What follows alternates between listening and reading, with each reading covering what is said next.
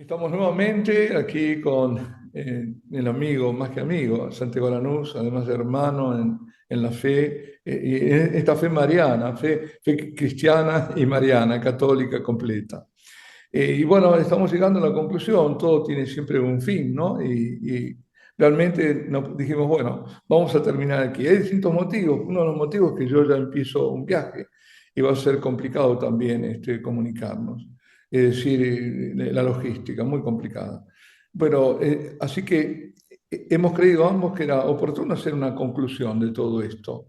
Y voy a dejarlo al protagonista principal, en realidad al protagonista la Virgen, pero quiero decir que en todas estas charlas el propósito era a alguien que es tan especializado como Santiago, que su identidad es totalmente garabandalista, entonces tener esas charlas con todos ustedes para, bueno, sobre todo para poner claridad en la devoción, especialmente en esta de Garabandal, donde tanto se habla, tanto se dice bueno, regular y malo. Y hemos querido poner lo bueno, contribuir con lo bueno. Bueno, a ver cómo concluimos esto, Santiago. Por supuesto, me pongo en las manos de la Virgen, como nos hemos puesto antes de empezar esto a rezar, como siempre hicimos, porque siempre hay alguna dificultad. Esto de difundir a Vandales no lo cambio por nada. Yo se lo agradezco a la Virgen desde chico, de adolescente, que me dio esta vocación, porque es una vocación, es un Sí, llamado. O sea, yo tuve que decir que sí y todo el tiempo. Usted sabe de esas cosas, padre, sí, como sí. una vocación, ¿no? Lo Como es. un sacerdote también todos los días, ¿no? Y también el tema de la conversión. Garabandal es un pilar muy interesante para convertirse. Hay mucha gente que y sacerdotes que han redescubriendo Garabandal. Yo lo he oído de Medjugorje también. Sacerdotes que van acompañando un grupo que por ahí son modernistas o digamos, o que o con crisis de fe. A mí me ha tocado en un grupo una vez, fui y el sacerdote que nos acompañaba tenía una crisis de fe impresionante. Él estaba en Siria cuando hubo problemas allá de persecución y él lo agarró muy frío, muy tibio. Y él no quería saber nada, tuvo que esconderse, tuvo que salir del país medio escondido, y qué sé yo. Y después, claro, lo cogió un grupo, lo llevó a Medjugorje como para animarlo. Y él estaba ahí en un bar con un grupito de ese grupo, casi todos los días tomando un café, tomando alguna cervecita, hablando de cosas mundanas y qué sé yo, hasta que una persona se puso a hablar con él y le dijo, usted no sabe, usted sabe dónde está, usted sabe que estamos en un lugar muy de la Virgen, usted sabe que aquí es la oportunidad para que usted haga como una reconversión. Se la jugó entera, pero con humildad lo hizo, no lo hizo. Sí, sí. Impresionante el vuelco que dio ese sacerdote. O sea, le salvó la vida. Y él dijo, me salvó la vida sacerdotal. Así como yo escuchaba en Garabandal también, em, entrevistando a algunos sacerdotes, algunos públicamente y otros me lo han dicho en off. Garabandal, resumiendo, Garabandal salvó mi vida sacerdotal. ¿Por qué? ¿Cómo podemos decir que un sacerdote se reconvierte, por así decirlo? Que Garabandal salvó. Porque ahí está el quid de la cuestión de Garabandal, más allá obviamente del amor de la Santísima Virgen que nos tiene y que nos quiere rescatar para el corazón de Jesús, ¿no es cierto? Pero el quid de la cuestión está justamente en que y justo por esas épocas, aunque ya venía de antes, ¿no? El tema del modernismo y todo eso, justo en esa época, en un gran concilio, y qué sé yo, la Virgen vino a Garabandal a hablar a ese concilio, a hablarle a la iglesia, pero también a hablarle a los sacerdotes que ya empezaban a tener. Yo no los puedo juzgar, digamos, a los que yo por lo menos entrevisté, porque cuando lo vieron del otro lado, ¡bum!, enseguida cambiaron, ¿no? Mire, el obispo de San Isidro, donde yo vivía, donde yo, no digo, no nací ahí, pero San Isidro, Buenos Aires, la provincia de Buenos Aires, Monseñor Aguirre, él era muy amigo, se escribían y se visitaban, iba a visitarlo mucho Pablo VI. Y él durante el concilio fue un férreo defensor de, de cambios en el concilio, pero de esto de los que llamamos el espíritu del concilio. Tal es así que él volvió antes de que termine el concilio a la diócesis, hizo un gran cambio. El primer cambio que hizo fue sacar todas las imágenes de la Catedral de San Isidro y las llevó todas a un depósito, todas. Se quedó con tres o cuatro que quedaban bien, una cruz, una virgen, un San Isidro Labrador, y qué sé yo, pero todo eso lleno de santos y todo, bolsas, porque después se rescató eso, ¿eh? ¡Pum! Al depósito. Era un seminario con bastantes sacerdotes, siendo un seminario nuevo. Yo no me acuerdo si eran 15, eran muchos en esa época. Después fueron mucho más, pero por una circunstancia que es la que voy a terminar diciendo ahora, ¿no? Resulta que este obispo empezó con todas las ideas de cambio y tuvo una resistencia muy grande de cierta parte del clero que era de sana doctrina, muy firme en la tradición. No digo fanáticos, ¿eh? No digo, digamos, de tradicionalistas, digamos así, a un extremo, sino tradicionales. Y vieron en el obispo encarnado un cambio conciliar que no era el que realmente tenía que ser. Y bueno, ¿y qué pasó? Y se lo pusieron, y él se dio cuenta a tiempo, esto me lo contó, algo me contó él a mí, porque yo en una época fui seminarista ahí en ese lugar, pero también me lo confirmó un sacerdote que murió hace, justo en la pandemia. Él me dijo, él cambió de rumbo y se dio cuenta enseguida de que no iba por ahí la cosa y se hizo más ortodoxo todavía. Y ese seminario empezó cuando él lo agarra ese seminario, y fíjese, en mi camada, años 81, entramos 23 seminaristas de una diócesis, y éramos el récord 65 seminaristas. Y realmente daba gusto, él venía los jueves a hablarnos a todos los seminarios y tenía permanente, una vez por mes pasaba por el obispado por tener una charla cordial uno a uno con él, donde como viejo sabio, pero sabio de Dios, te ponía unos rieles que no te los ponía nadie. Qué maravilla. Era impresionante. Todavía me acuerdo frases y palabras de él.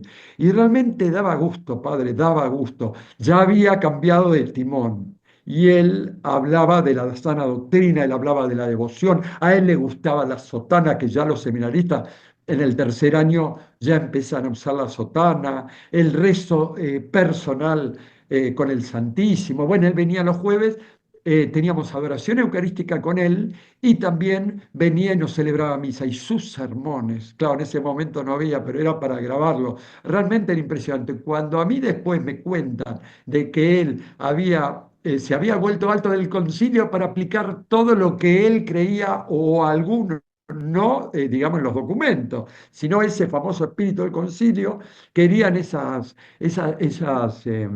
¿usted quiere decir algo? Porque usted es más especialista que yo en Vamos, por esto. eso, aclarar solamente para el que no sabe, que una cosa es el concilio y y otra cosa fue el postconcilio. Lo que estás diciendo te se está justamente hablando de los documentos del concilio, los documentos litúrgicos, es maravilloso. Es la constitución dogmática Sacramentum Concilium, donde habla del latín, donde habla del gregoriano. Pero lo que se hizo después, y a eso es lo que estaba refiriendo, es lo que interpretaron bajo la excusa de Espíritu Concilio para hacer una reforma que era contraria en el fondo. Sí, adelante, perdón, era eso, aclarar. Muy bien, padre, eso yo sabía había que aclarar eso, pero qué mejor que usted lo haga. Y después otra cosa que quiero aprovechar para aclarar ahora. Si quiere, hacemos otro programa con las conclusiones, ¿eh? Yo creo que sí, no pongamos límites, seguí. Yo estaba pensando lo mismo, no te voy a cambiar nada, es decir, sigamos para Una cosa que... es lo que pensamos y Sí, sí, otra es lo que va saliendo. Gracias a exacto, Dios tenemos esa exacto, libertad, gracias a Dios. sí, así es. Bueno, entonces, porque ahora hay voces, hace tiempo que hay voces donde todo parte a través del concilio. La iglesia, como una manzana podrida, se pudre a través del concilio. La culpa es al concilio. Y sin embargo, Pío XII, Pío X, con su famosa Pascendi, si hoy se ponen a leer esa encíclica, Pascendi, Dominus, ¿cómo es que se llama? Sí, Pacendi, ma no, sì, si è conocida Bueno, come Pacendi. como la Pascendi. Sì, Es impresionante. O sea, esto ya estaba mucho antes que del concilio. Este tumor ya estaba. sì. Y por eso al concilio se llegó teólogos, incluso pastores, incluso algún cardenales, ¿no? Este obispo, ya con un espíritu modernista. Pero esto venía de mucho antes, no se le puede echar la culpa como se le echa totalmente al concilio. Eso es una falsedad, hay que tener cuidado. Siga usted, padre. No, digo esto también, siempre para complementar, porque el concilio, es decir, creer que si nosotros tenemos la misa en latín ya se solucionó, no, porque estas cosas ocurrían cuando la misa era la tridentina. Es decir, ya ese cáncer del modernismo estaba. Justamente San Pío X sale al encuentro de todo esto, porque ¿qué es el modernismo? ¿Cómo lo podemos... bueno, San Pío X dijo que era el compendio de todas las herejías, pero digamos, ¿cómo no se puede manifestar? Porque como estamos del propio padre Castellani decía que no nos damos cuenta porque estamos respirando una atmósfera que es modernista, entonces no te das cuenta. Pero el modernismo es, por ejemplo, no creer en lo sobrenatural. Para los modernistas los milagros se explican por leyes naturales o por lo que sea. Es decir, se quita todo lo que es sobrenatural. Por lo tanto, ya digo, los milagros no existen, no existe el plano sobrenatural, es un plano racional, el dogma no es fijo, hay una especie de dinámica en el cual a través del tiempo se puede ir cambiando la comprensión de las cosas.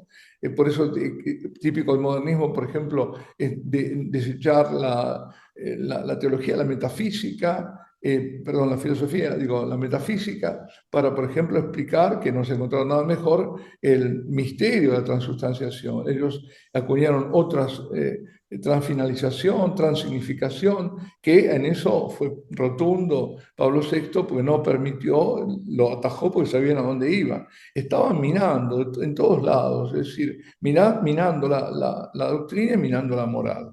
Así que el modernismo es eso, es justamente herejía, es pura herejía. Es decir, debemos a tener gnosticismo, todo lo que fue pasando a la iglesia, racionalismo, está todo ahí. Y eso estaba. Y ese concilio fue llamado Concilio de los Peritos. También tiene otra particularidad, es el único que no fue dogmático, sino que se declaró a sí mismo pastoral. Entonces, por lo tanto, es susceptible de cambios, de revisión de los documentos. Hay documentos que habría que quitarlos directamente. Esto no excluye que algún día haya un nuevo concilio para ver qué se saca de eso bueno y qué malo. Ahora, en cuanto a lo que decías, la liturgia no, ahí no hay nada, digamos, que haya llevado a lo que después fue. Ahora, ese concilio de los peritos, claro, los peritos eran modernistas, incluso el propio Ratzinger lo reconoce, después se cambia, porque estaban influidos de una corriente que era muy fuerte, que está en el momento, donde ya no se vestían ni siquiera de sacerdote, ni de clérigo, ni nada, lo vas a ver todos con corbatas, ¿no? Eso era toda la corriente de ese momento, y en eso, por eso que estabas diciendo, vos, que en ese contexto aparece la Virgen. Buenísimo, padre, ¿cómo lo explico? Y voy a dar otro testimonio. Yo conviví con una familia religiosa un tiempito y el superior de esa familia religiosa, no el fundador, uno de los superiores o el superior, había hecho una tesis doctrinal de teología sobre cómo se trató durante el concilio la virginidad de María, antes, durante y después del parto.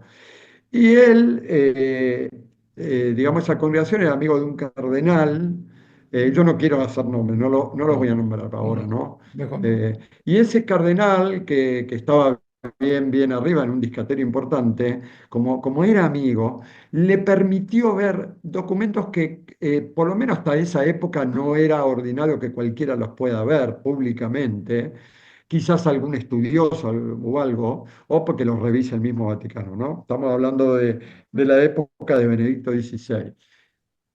Y resulta que se escandaliza cómo se trató la virginidad de María antes, durante y después del parto, en las comisiones, padre, eran herejías, se dudaba de antes, durante y después del parto.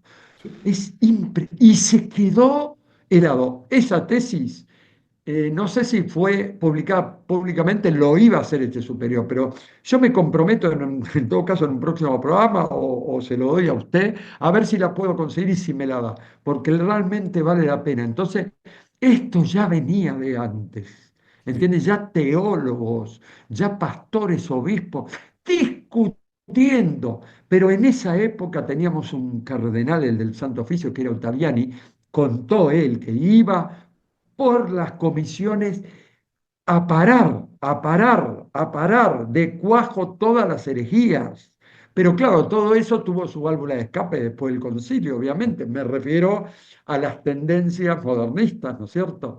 Y eso, esa batalla tenía que darse. ¿Sí, usted, padre, quiere decir algo? No, no, quería decir que Skilbeck, que fue un gran herético, era uno de los peritos, Skilbeck, él dijo que hemos puesto algunos términos ambiguos que nosotros sabemos cómo lo vamos a interpretar. Ahí está, la ambigüedad en algunos de los documentos.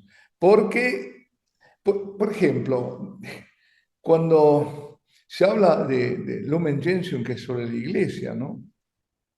Se dice que la iglesia de Cristo subsiste en la iglesia católica. No dice eso. Y ahí hubo todo un debate enorme. Pero subsiste es como si es, pero no, no es afirmativo y rotundo. Es la iglesia católica, punto. Entonces, todo ese tipo de cosas. Hubo más ambiguos todavía. Y algunos que eran ya desviación. Entonces, claro, lo que es eso, no se pudo contener. No lo pudo contener Ottaviani en su momento, no pudieron. Y luego menos, bueno, no, ya fue como una avalancha que pensaba que tuvimos a Juan Pablo II, con todo lo que fue un dique de contención, y Benedicto en lo que pudo, porque no lo respetaban. Y aún así, entonces eso se desbordó, exactamente, se desbordó. Sí, una de las cosas que dijo la Virgen en Garabandal, o sea, cuando hablamos de Garabandal, que era como había empezado esto, ¿no? Sí, sí, Garabandal no es ajeno a la Iglesia Universal y no es ajeno al Concilio Vaticano II, que era la expresión de la Iglesia Universal, digamos, en ese momento, era la búsqueda de por dónde seguían los tiros, ¿no es cierto? Bueno, Pablo VI, los testimonios que Pablo VI se dio cuenta. Y se dio cuenta que en Garabandal en algún punto estaba cierta voz de la voluntad de Dios para el concilio. Y se dio cuenta, yo no puedo, no soy quien para decir se dio cuenta tarde, no soy quien para decirlo, aunque suena así, ¿no es cierto? Porque ahí fue que mandó a llamar a Conchita, el cardenal Ottaviani también se reunió una hora. Hasta el día de hoy Conchita mantiene sigilo de todo lo que habló porque se lo pidieron y dijo esas maravillosas palabras de Garabandal. Es como la segunda vida de la Virgen. Hay acá en la tierra, y no hay palabras para agradecerlo, hay que difundir el mensaje con urgencia. Cardenal, obispo, sacerdote, fue apenas después de ese mensaje, 1 o 2 años después, si no es uno después, que dijo eso.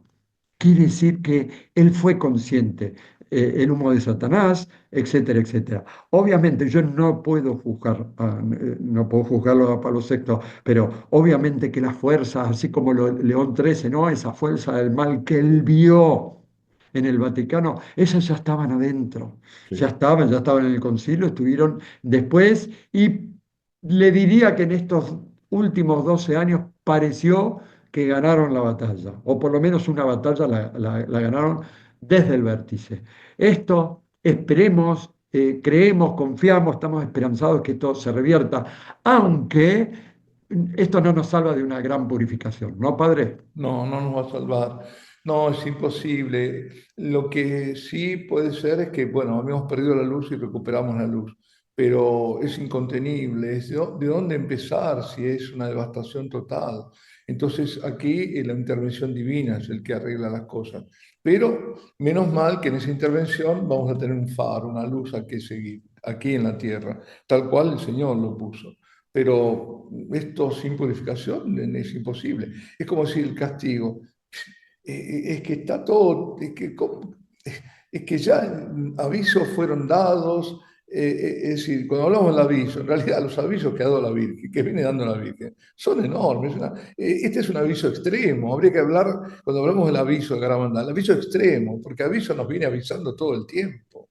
Constantemente nos avisó en Fátima, si no se convierten, si no cambian, vendrá, Dios castigará y castigó con la Segunda Guerra Mundial. Otra palabra habla de castigo, todo eso. Así que es así. A ver, bueno, adelante, adelante, no te... No, no, no, no, sí está muy bien. Y no, y bueno, y nada, y hay testimonios hermosos, muy lindos. Hay uno del padre Richard Hilsdorf, que vale la pena leerlo, está en virgendegarandal.com, es un testimonio formidable, porque él era un sacerdote absolutamente modernista y se fue a una parroquia en Estados Unidos a escuchar a Joe Lomangino, que venía empapado de todo lo de Garabandal y con una fuerza tremenda. Y él fue a escucharlo y dice, yo lo Mangino, gracias a lo que escuché ahí, salvó mi vida sacerdotal. Él lo dice con textuales palabras. Y vale la pena el contraste donde él dice lo que era antes y lo que ahora como pienso. Y ahí se dio cuenta la gran batalla que hubo en ese concilio. Y él dice honestamente y sinceramente, yo me estaba metiendo por un lugar donde yo pensaba que era lo mejor para la iglesia y después me di cuenta que no, no va por ahí las cosas. Vale la pena porque este sacerdote hasta el día de su muerte no hizo más que tratar de, lo dicho por él, de convertir a los sacerdotes. Hablamos de esta reconversión a la ortodoxia, a la sana doctrina, a la devoción, a que permanezca el misterio y no desde un lado tradicionalista. Cuando yo hablo de tradicionalista, lo diferencio de lo tradicional. Es una forma de decirlo, por ahí usted lo puede decir mejor que yo. Sí, lo que pasa es que, iba a decir esto, tanto el modernismo como el tradicionalismo, los sismos, son ideologías cuando se llevan al extremo. Y sobre todo, todo el modernismo es ideología, no es teología, ahí no hay teología. En lo otro sí hay doctrina y demás, pero en lo que es modernismo no hay teología, hay ideología. De ahí viene la teología de la liberación, que no es teología, es ideología, es marxismo. De ahí viene todo eso, es decir, son como ramificaciones, pero de un mismo tronco, que es el tronco modernista, ¿sí?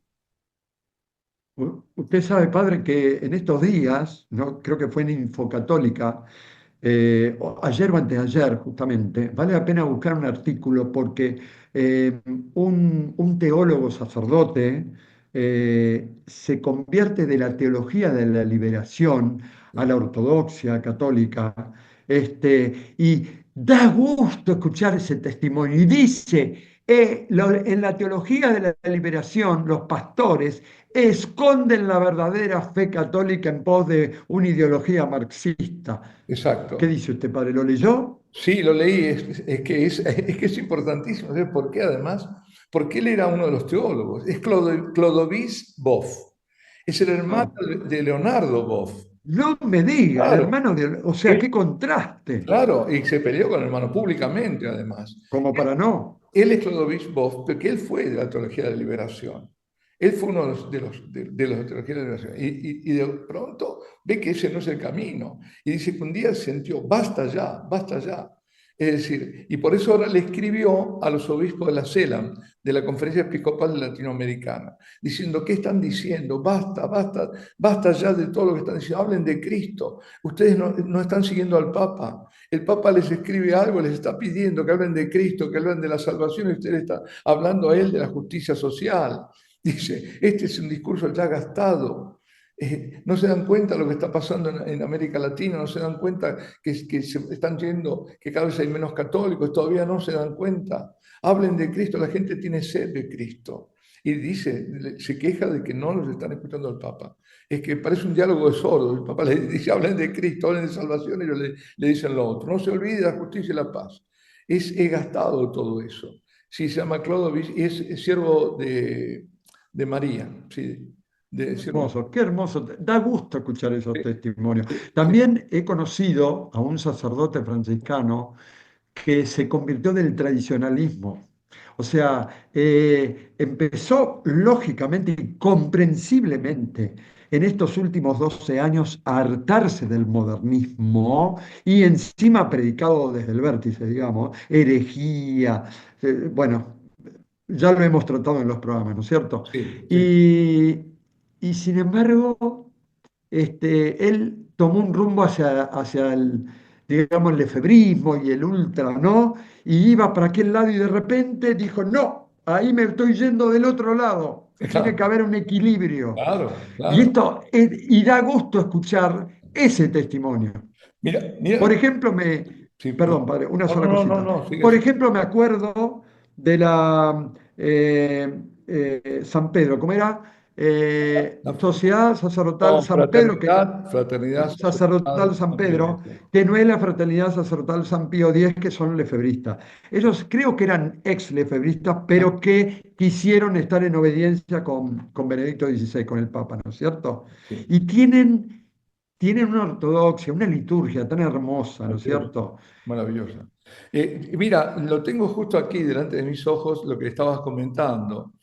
En la carta, Clodovis Boff denuncia el énfasis exclusivo de los obispos de Latinoamérica en lo social, que no mencionan la gracia, por eso eso es también típico del modernismo, no, la gracia no existe, no mencionan la salvación, la necesidad de la conversión, la oración y la adoración, en definitiva dice la doctrina católica, y les recuerda las palabras de Cristo, los hijos piden pan y les dais una piedra, dice.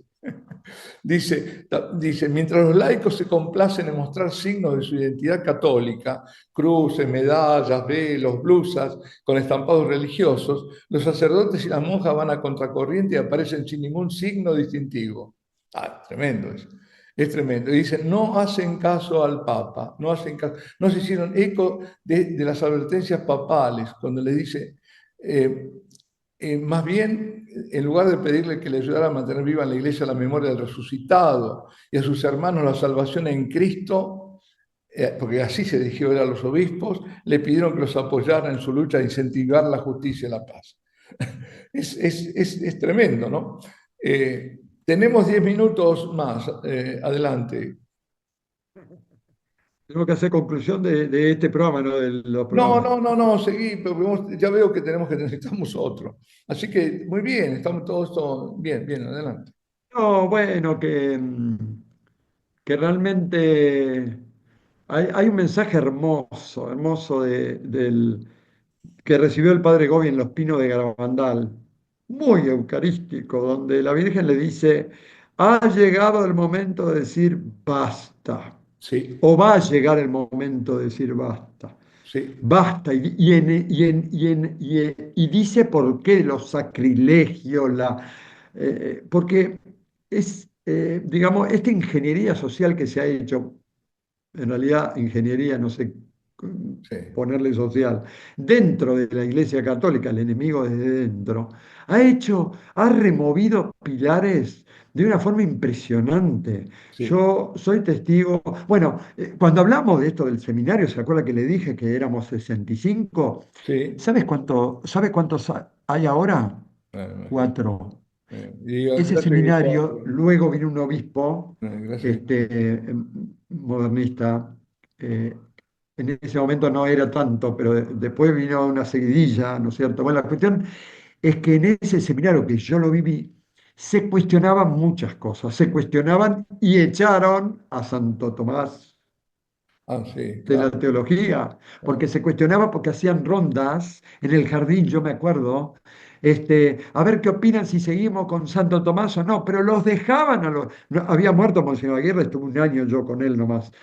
A Sí, ver, y después también el tema del lavado de las manos, de la purificación de las manos antes de la consagración, ¿no es cierto? Eran debates de los seminaristas.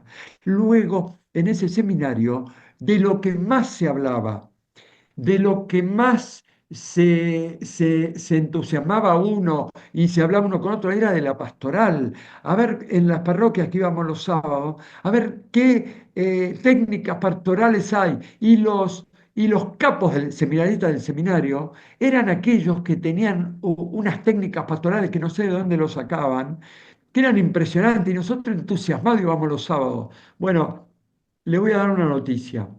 Sí, La gran mayoría, tengo bueno. nombres y apellidos que no voy a nombrar, la gran mayoría Bueno. son obispos, padre. Ah, Hoy son ah, obispos. debe ser venido. Y bueno.